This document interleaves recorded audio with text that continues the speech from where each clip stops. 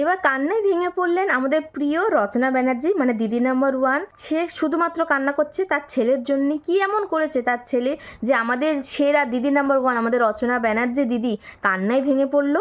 রচনা ব্যানার্জির রাতের ঘুম কেড়ে নিয়েছে কিন্তু তার একমাত্র ছেলেই। তার ছেলেকে নিয়ে কিন্তু চরম দুশ্চিন্তায় দিন কাটাচ্ছে রচনা ব্যানার্জি। আজ অতিষ্ঠ হয়ে কিন্তু ফাইনালি মুখ খুললেন রচনা ব্যানার্জি, মানে আমাদের দিদি নাম্বার ওয়ানের রচনা দি। কিন্তু কি এমন করেছে আমাদের রচনা দিদির ছেলে, বিস্তারিত কিন্তু আজকের ভিডিওতে আমি তোমাদের সাথে শেয়ার করলাম। পুরো ভিডিওটা কিন্তু এন্ড অবধি দেখবে যদি সত্য ঘটনা জানতে চাও। তো লেটস স্টার্ট। টলিউড ও বাংলা জনপ্রিয় চ্যানেলের সবথেকে প্রিয় মুখ হলেও বাস্তব জীবনে কিন্তু উনি এমন ভালো মা আর ভালো মেয়ে হিসেবে কিন্তু তার নাম আছে, রচনা দিদির নাম আছে। তিনি কিন্তু শুধুমাত্র এক অভিনেত্রী নন, তিনি মেয়ে অ্যান্ড ভালো মাও হয়েছে। কিন্তু ভালো বউ বা ভালো ওয়াইফ হওয়ার যে আক্ষেপ বা যে কষ্টটা তার মনে কিন্তু এখনো পর্যন্ত রয়ে গেছে। তবু তার সন্তানের প্রতি যে দায়িত্ববোধ তাকে কিন্তু সবসময় এগিয়ে নিয়ে গেছে। দুটো ব্যর্থ লাইফে সংসারের পর কিন্তু তিনি তার ছেলেকে নিয়েই কিন্তু একা তার লাইফকে উৎসর্গ করে চলেছে। তার দীর্ঘ 25 বছর ধরে তার ছেলেকে বড় করার চেষ্টায় সে কিন্তু একা বড় করেও কখনো কিন্তু রচনা দিদি ক্লান্ত বোধ করেননি। তার ছেলেকে নিয়ে তার ভবিষ্যতের যে উদ্বেগ সেই জাগ্রত সবসময় কিন্তু বজায় থাকে, যে তার ছেলের লাইফ বা সংসার বা ভবিষ্যৎ কিভাবে উজ্জ্বল করবে।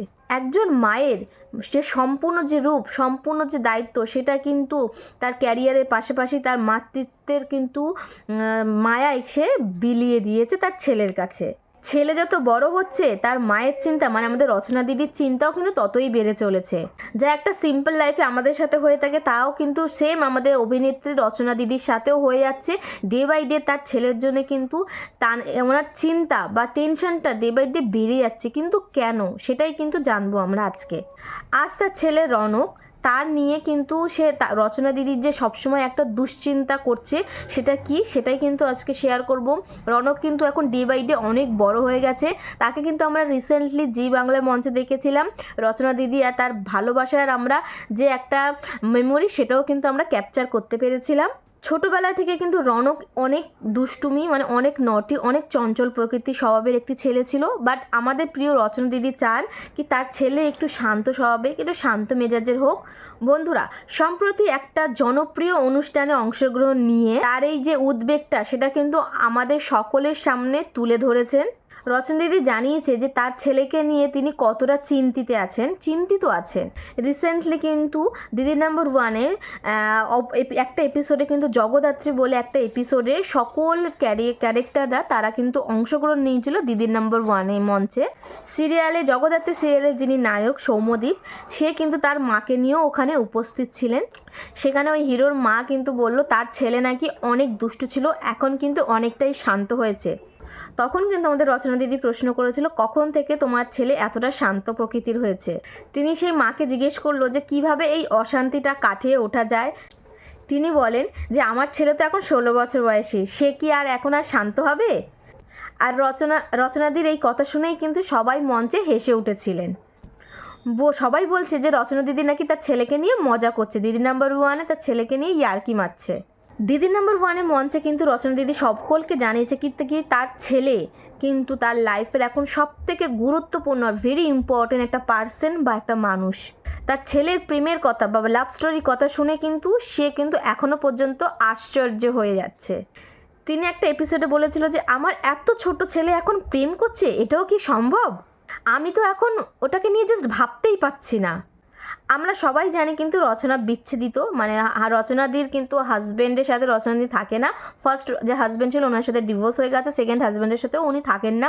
সুতরাং কিন্তু একা হাতে করে রচনাদি রনককে বড় করে তুলেছে। তো তার প্রতি যে একটা মানে ভালোবাসা বা তার প্রতি একটা শাসন, সেটা কিন্তু রচনাদি রয়েই গেছে। আর আগের স্বামীর সাথে বিচ্ছেদ হওয়ার পরে কিন্তু নেক্সট স্বামীর সাথে কিন্তু ডিভোর্সই হয়নি, সে নেক্সট স্বামীর সাথে কিন্তু তার ছেলের জন্য কিন্তু একটা ফ্রেন্ডশিপ জোনে তারা আবদ্ধ এখনও পর্যন্ত রয়েছে। রচনা দিদি কখনোই চান না যে তার মা বাবার বা পিতামাতার যে বিচ্ছেদ বা ডিভোর্সের কারণে তার ছেলে কখনোই আঘাত পাক বা দুঃখ হোক, বা সে কোনো স্কুলে গেলে তাকে বলুক ডিভোর্সি মায়ের বাচ্চা কাচ্চা। তো এই সব নিয়ে কিন্তু রচনাদি ভীষণ কান্নাকাটি করেছিল।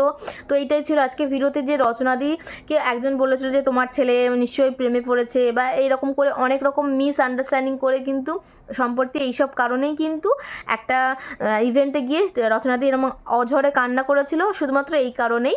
তো ভিডিওটা তোমরা কতটা নলেজেবল হলো, কতটা ভালো লাগলো অবশ্যই কমেন্ট করো। আমি যতটা জানতে পেরেছি, আমি যতটা শুনেছি ততটাই কিন্তু তোমাদের সাথে শেয়ার করলাম। ভিডিওটা ভালো লাগলে please do like, comment, share, subscribe করতে ভুলো না। এরকম ভালো ভালো ভিডিও পাওয়ার জন্য আমার চ্যানেলে কিন্তু এরকম অনেক অনেক অনেক স্ক্রিনশট দিয়ে ভিডিও আছে, যেগুলো তোমরা কিন্তু অনেক রিকমেন্ড করেছিলে। সেই ভিডিওগুলো আমি তোমাদের সামনে তুলে ধরেছিলাম। তোমাদের সকলে এতটা ভালোবাসার জন্য অসংখ্য ধন্যবাদ। তো বন্ধুরা, আজকের দিন টাটা, বাবা, দেখা হচ্ছে অন্য কোনো ইন্টারেস্টিং ভিডিওতে। বাই।